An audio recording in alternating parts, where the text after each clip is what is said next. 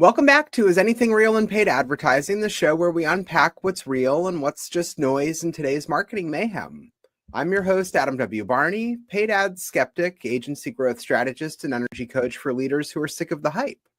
Today's guest is someone who's flipping the script on how businesses grow, not by chasing followers, but by cultivating real community.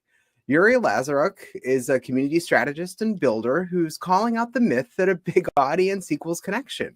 Yurii, welcome to the show. Hey, Adam. Thank you so much for having me. Super happy to talk. And yes, let's jump in. Let's have it. Yurii, you've said it yourself. Most people confuse community with audience. What's the real difference? Yeah, it's audience, whatever you name it. So the thing is, it's like one-to-many connection. So usually, like if you have a newsletter or Instagram page or even on LinkedIn, all those followers, it's kind of an audience unless you're having connections with them. So it's mostly like one-to-many connections type of style. So you have your page, you're saying something, and then it goes to every other person, and then they just comment back. So the difference, community is like many-to-many connections. It's a space where everyone can literally talk to everyone. They are not waiting for you to start a post. They can post themselves. They can connect. They can have private conversations. So it's like, to be very short, audience one-to-many, community many-to-many. That makes so much sense. And I mean, let's get into a little bit more. When did that realization hit for you that real growth isn't just in the follower count, but in that actual human connection? It's super easy, you know, when you're sending an email, you have an open rate. And usually, like if you have a really good open rate, it's like 25, 30%. It's like very good open rate. And like, where other 70, 80, 90% at some point? No, you're still talking to like 10%, 15%, 20%. So it's like quality over quantity. And it's the same here, you know, when you're talking to one person, this person can introduce you to a whole level of other people. And when you're talking to like many people without building this connection, you have like very, let's say, I call it like helicopter view connections. So you kind of like saw each other like this tiny small person, but you have no idea who you're really talking to. But when you're building like this real human connections, that's where the whole beauty, because you know, people love people want to hear, people want to be with other people usually, and that's how it works. You know, you still need human connections. It's always this human part. That's what makes people click. Otherwise, yeah, it's just fake.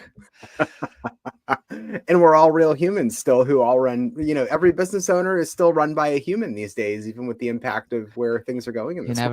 You never know, you know, with all this AI things, you never know who is running the business. So do you have any examples of, say, a business or a creator who built their success through actual community and not just that content that they were posting? It's like, once again, you know, it's very long journey, because when you're building one-on-one connections, it takes a lot of time. It takes a lot of trust, and you have to use time to build this trust. And sometimes it doesn't work.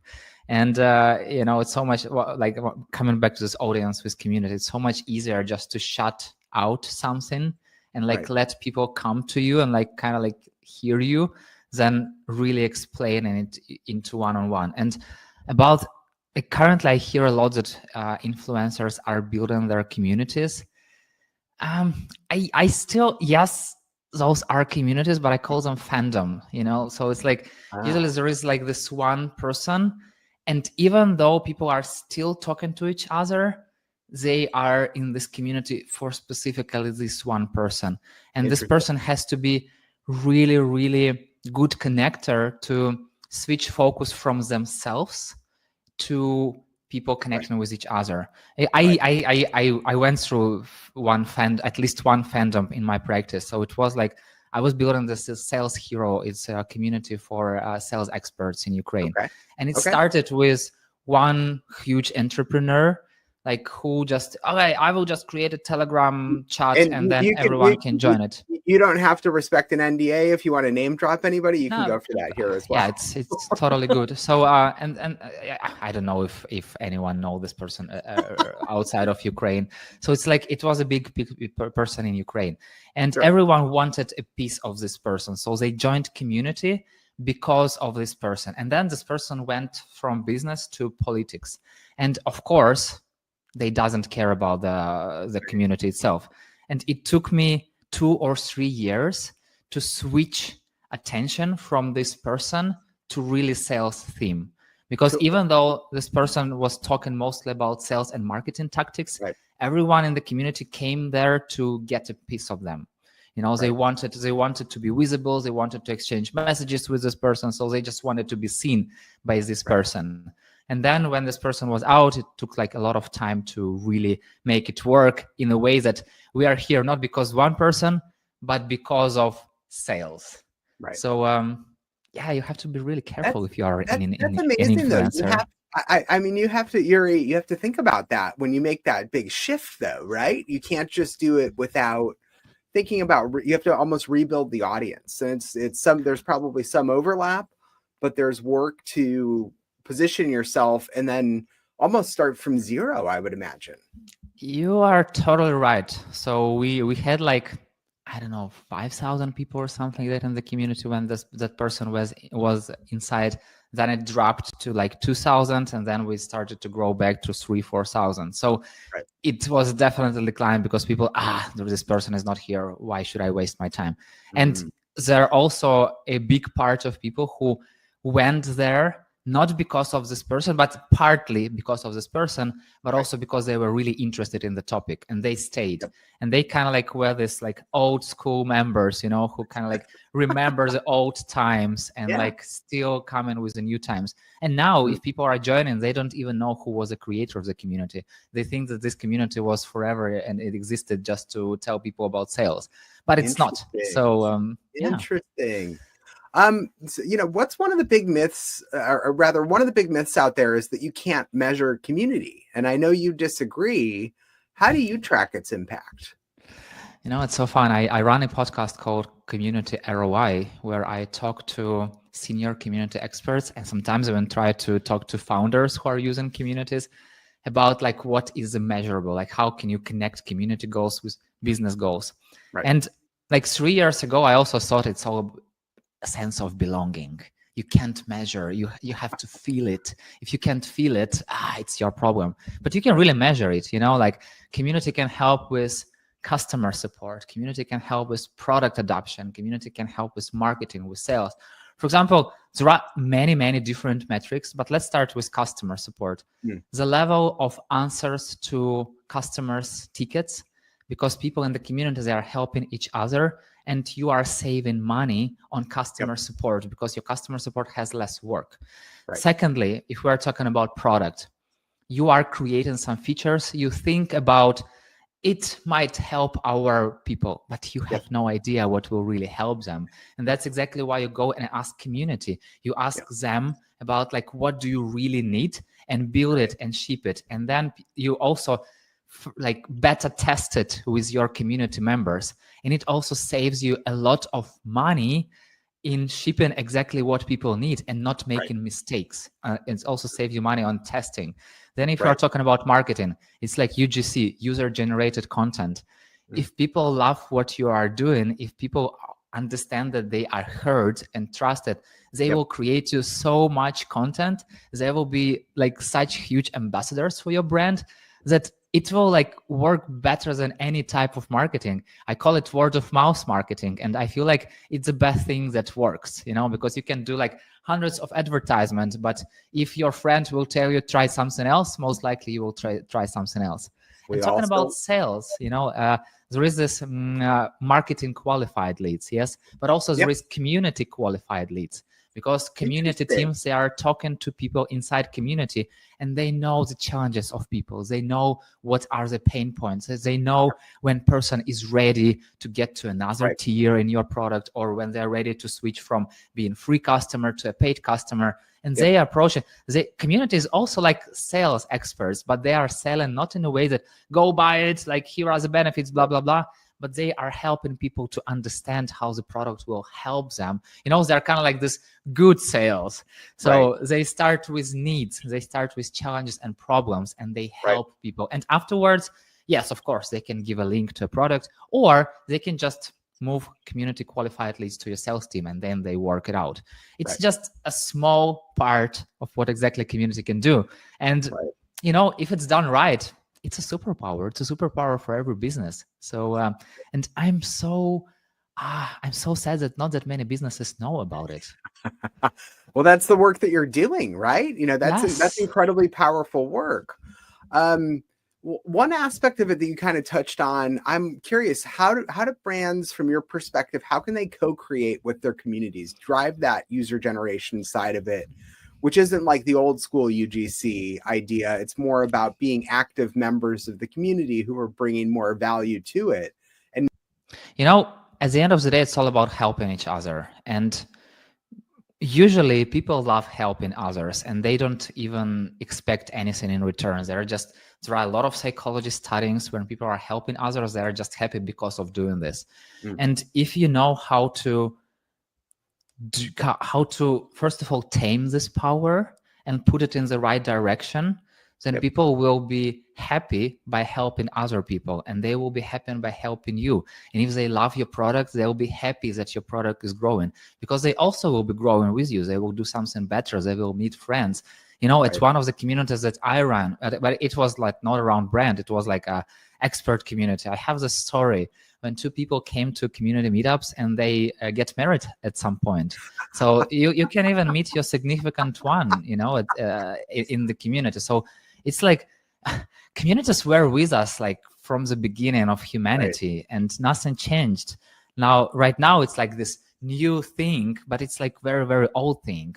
The main idea that you still build those human connections, you still help humans be humans, and while doing that, you're also growing your business. And you know, it's like a win-win-win-win-win category. It's not like someone is doing like some sacrifices or you are finding some consensus. You are just doing amazing things together. I can talk about it forever, so you better stop me. What advice would you give, say, to someone, whether they're a founder, they're trying to build a brand profile, whatever the case might be, but they're starting from scratch. They have zero audience. They have no newsletter. All they are starting with is just a mission. Where would you tell them the first thing to do? What's the first thing they need to do to build that community and evaluate from day one? You know, there are two different types of communities. If we're talking about like personal community, I would say go and start. Go find a friend, go find a person, someone who is interested in that, and go build it as you go.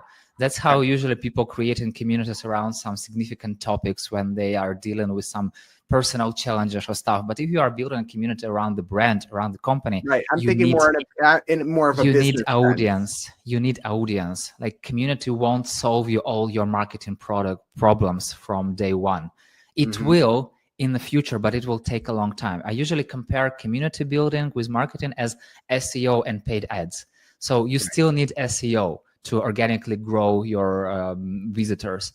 But when you need money right now, you use ads. So it's something like as marketing, you know, because marketing also a lot of paid advertisements. So if you need money now, you just go and create this paid advertisement. You use like usual marketing things.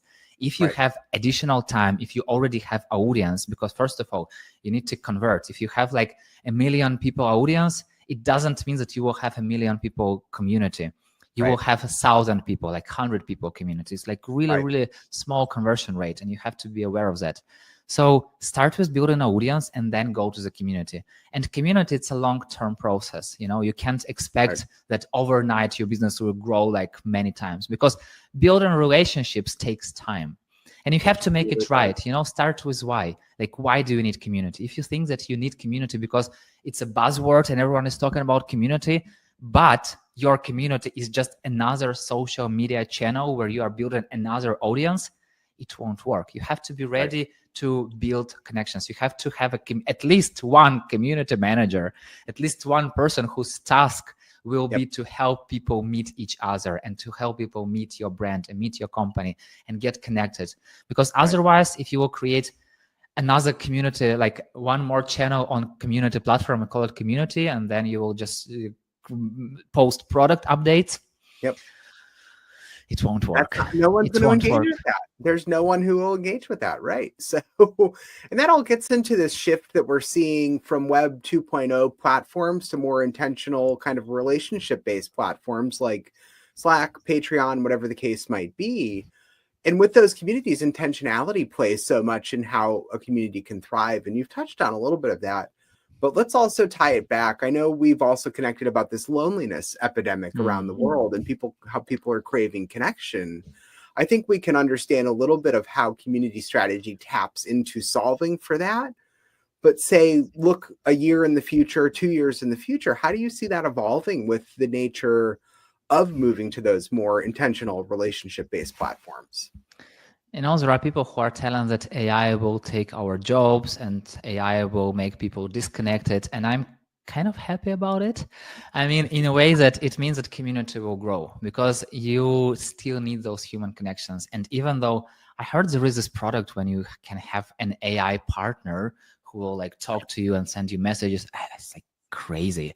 Still, it's a reality and it will grow. And the more people talk to AI, the more like lonely they will feel, because at the end of the day, everyone needs a real human connection, a real human conversation. And like, what's the beauty of the community for a brand? Because, for example, let's take Nike. So they have community of people who care about their health, who care about their physical fit. So and it's really hard to do it on your own. It's really hard to run on your own. It's really hard to exercise on your own. But you're joining this community of other humans just like you, who also like rave about those things, who also rave about exercise, who also like finding out some solutions, how to connect work, family, and exercise, and how to make it as effective, as productive as possible. And when you talk to those people, you are not feeling lonely because you are moving in the direction you want with people who are like-minded. And once again, I also heard an opposite story that when you are meeting like-minded people, there is no room for growth. But I'm talking like-minded, not in a way that they think the same. They are excited with one thing, but they thinking differently. And that's exactly also the beauty of the community. Because if you, for example, like sport, you meet many different people who do many different types of sports. And you learn about all those things and you choose what works best for you. Because at the end of the day, it's all about choosing what works best for you. And that's what the beauty of a community is, you know? So, and I truly believe that it will grow. First of all, the community sphere, community niche, first of all, it will grow. And secondly, I hope that companies will understand the true nature of it and understand that it's not just about creating a space where people can talk to each other and kind of like being nice to your clients, but it's also a great resource for your business. And if you know how to do it, or at least you know a good person who helps you to do it, you will have a lot of benefits, you know, and you will build more human connected, more sustainable business in the future. So it's like you are growing your own fuel, you know. So at the end of the day, at some point, you might not need even paid advertisement or all the things. You can combine it with a community because you will have ambassadors. They will be your advertisers. And it's like the best advertisement out there. So yeah, I'm a big believer in that. And I see there is a huge shift already happening. So yeah, if you are not having a community, think about it. It's interesting when you just tying back to the AI comment that you made a few minutes ago, thinking about, you know, a lot of the communities that I feel like people get into, there's the intentionality. That's what brings the conversation together.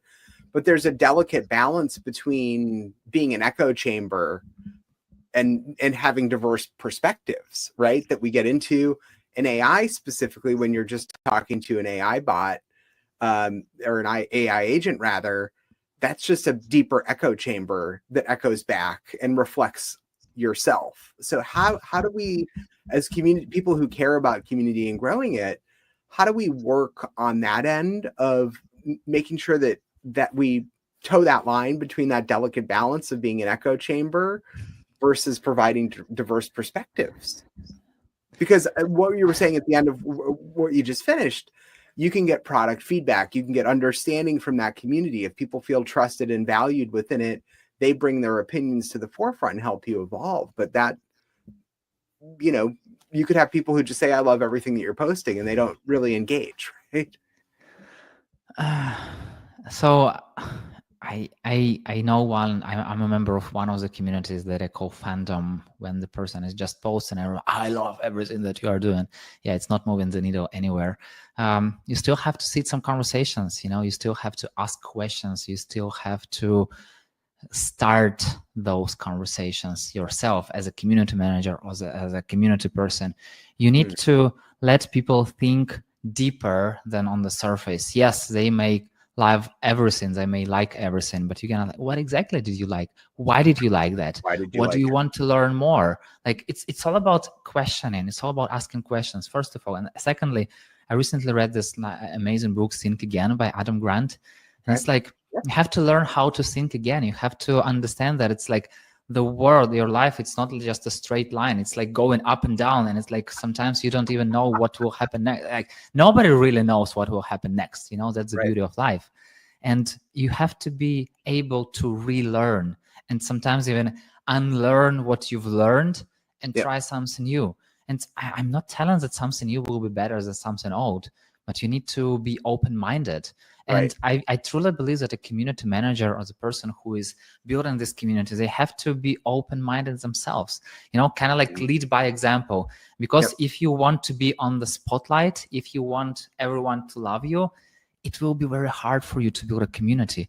But if you genuinely want people to connect, if you genuinely want to broaden their horizons and open their minds and help them by asking, there is another book I'm currently reading at the moment called Motivational Interviewing.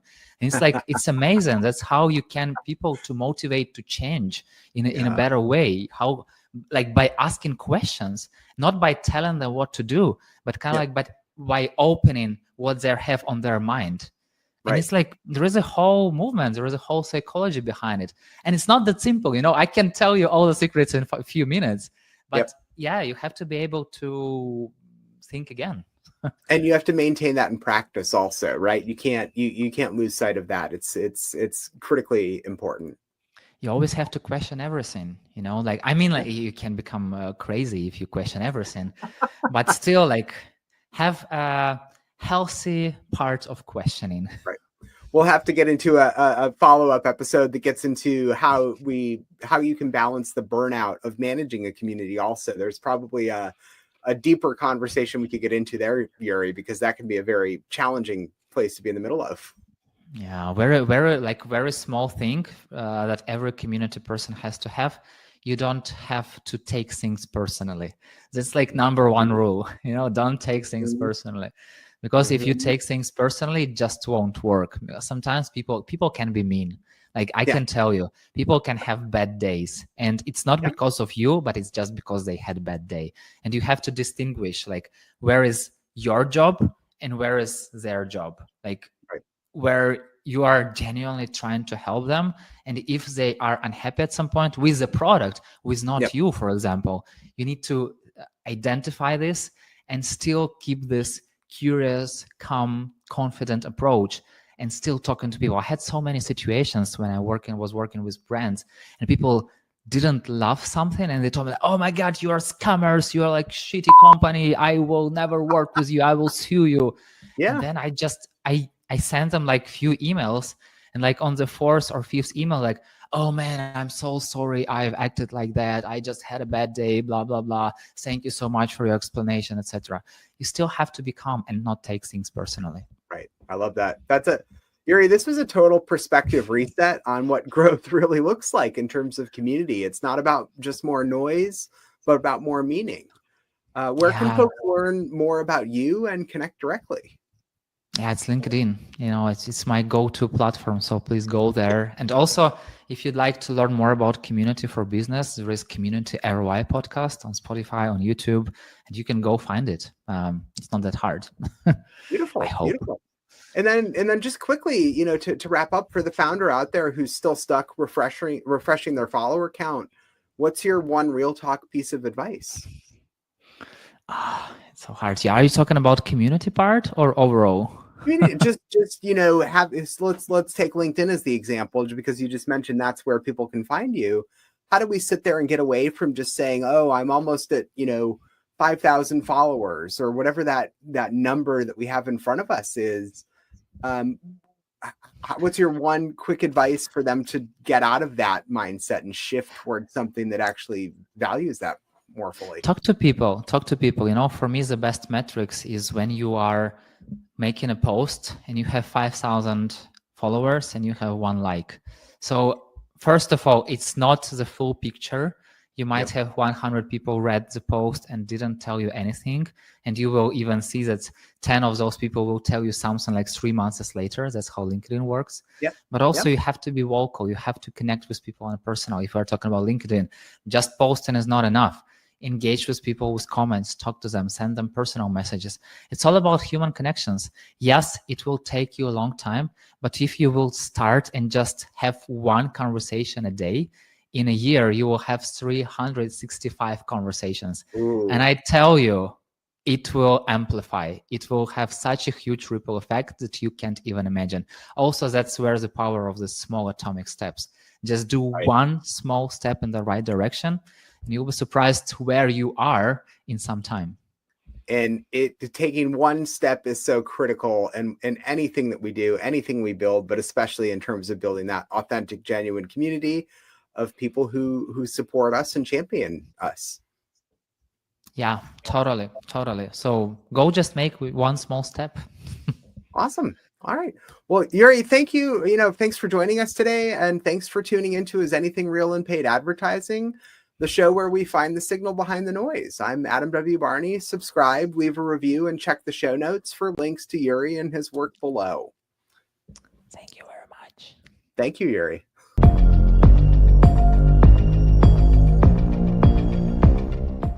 Scaling fast, but who's flying the rocket? If you're a VC-backed founder, 7 to 8 figure operator, or executive team scaling fast but heading toward burnout, I help you rebuild your energy system, reclaim 10 to 20 hours a week, and lead with clarity, stamina, and execution energy. 2 seats open now. DM me recalibration or go to adamwbarney.com to lock in a clarity call. Clarity over chaos.